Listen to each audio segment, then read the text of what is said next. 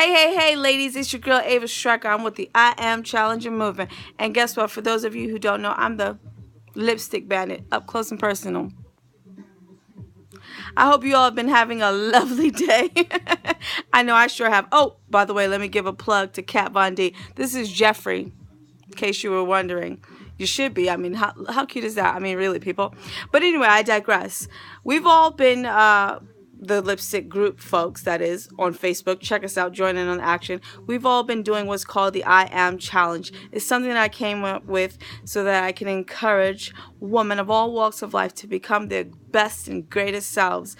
This is day 30 of the challenge. It's the final day, but it doesn't have to stop here. Why? Because we've got a long life to live. And so why not continue to do things that are going to allow for a good and prosperous life?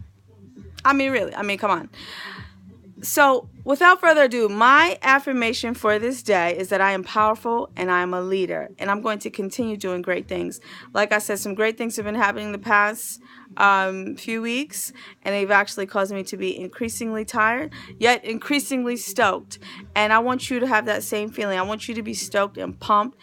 You've got to believe that you can do great things. Get a vision for your life. Stay away from negativity. Remembering the mind-body connection, what you're seeing, hearing, and thinking is becoming commonplace. So don't allow garbage and junk and negativity to fill up your headspace and your heart and your mind. No bueno. It's not going to do anything but bring you down, down, down. You're going to be going down, like Mary J. once sang about.